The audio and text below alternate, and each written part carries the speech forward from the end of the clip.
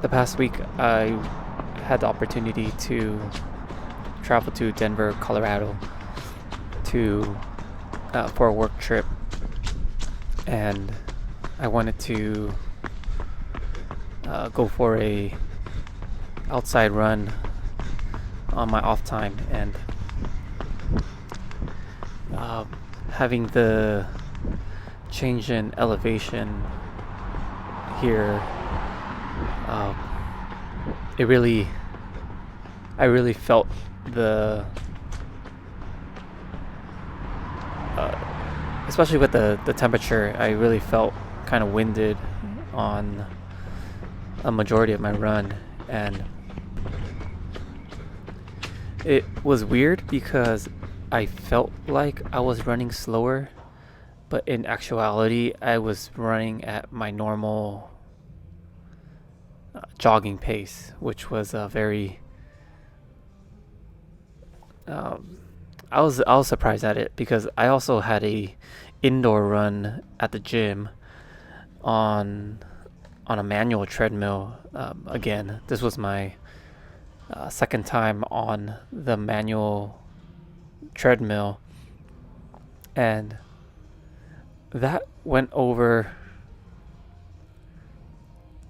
uh, kind of bad for me because on the first mile, I mean, I already felt like stopping from that run because it just felt like I was not in a good rhythm to run. And uh, looking back, I think it was just having jitters of running on the manual treadmill again, coupled with the elevation here, really really messed with my thoughts. And I think during that run, I ended up doing a 4 miler, and I just had to tell myself to really slow it down and pace a little slower. I ended up I ended up doing 4 miles, and even though the machine said that I had a slower pace, my watch actually showed my normal jogging pace, which was I think it was really weird uh, to look at two different types of data that didn't really match up. Yeah, thought it was really weird. So like the manual treadmill would read like I read that I ran 3.2 miles, but in actuality, my watch said that I had four. Uh, I I typically take a lot of data points with a grain of salt, especially with like calories, because it's very difficult to try to track each and every each and every single calorie that you intake and exert. So this time around, I did not have my tripod with me in Denver, so I had to resort to utilizing my camera's magnetic, um, not the magnetic. It was a Joby. It kind of like is a tripod that wraps around things, so it helps a lot with different types of angles. So this was uh, the best angle I could get to really uh, show myself in the frame of the camera. One thing that I thought about during my run the other day was if you had all five senses, which one would you be okay living without? Now, when I mention five senses, I mean like uh, sense of touch, sight, hearing, smell, and taste.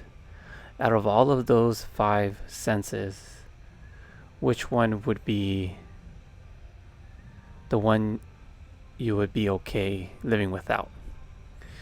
And this came up this came up during my run because I started thinking about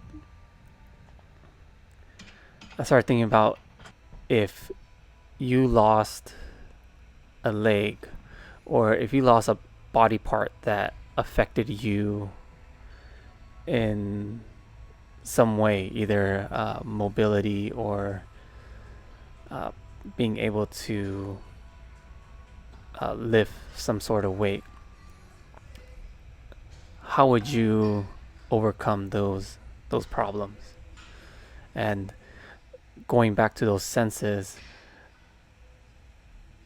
um, I I think that I would be okay without the sense of touch, because I feel like the sense of smell and taste be would be enough to paint a picture of what something feels like. Now, relating it to uh, like a fitness journey, you have people from all shapes and sizes, um, whether they have any type of disability or any type of characteristic that doesn't help them uh, perform in a certain way. They don't bask in what they can't accomplish. They find other things that they can accomplish, and I think that is very important. And the reason why I had this train of thought was because when people say that when you lose a sense, your other senses get heightened. So let's say you lost your sense of seeing, your eyesight, and when people say your other senses get heightened, I think your senses do not necessarily get heightened. I think that you become more reliant on the other senses that you do have, and for me, I try to make that correlation to my fitness journey. And how that correlates is that I just find what works for me and the things that uh, allow me to progress, and I focus on those things and try to heighten the characteristics that that that I have, and the body type. I try to work into a mold that I want to achieve, and knowing what my strengths and weaknesses are important in getting stronger, getting more agile. Now that I'm looking at the video playback of this deadlift, I'm noticing that uh, the angle is not the best, and uh, that was just my fault. Uh, Typically, I try to angle the camera so that I can get my whole body frame in the shot, and the GoPro, when you look through the preview, it looks good, but I guess that first set just cut off, so I adjusted it a little bit. I think going forward, I think not giving such a back tilt at the top will help out a lot. I'm still working with double overhand grip and just getting comfortable with the bar. Yeah, I just don't see myself lifting that much higher past 315. Um, it just won't it just won't break off the bar. I think, as I said in my prior video, I just have to work on the volume and work and be comfortable with having that amount of weight in my hands.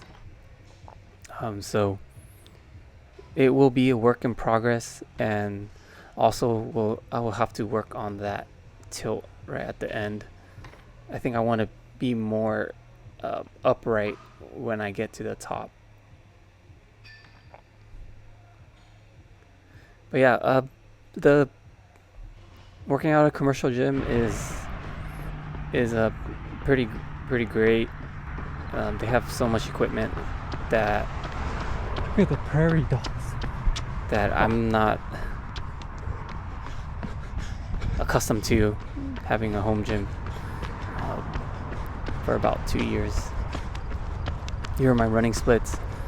Obviously, on Wednesday did not have time to run, but I was scared for the 10 miler because my mileage average for the week was not high.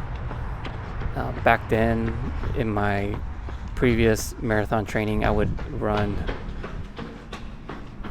anywhere from like 20 to 30 miles before my long runs on Saturdays. So I'm actually happy with this schedule, and hopefully when it gets to the 15 plus, that I still keep that consistent pace without the heavy weekday runs. Anyways, that's it for this week, and I'll catch you in the next one.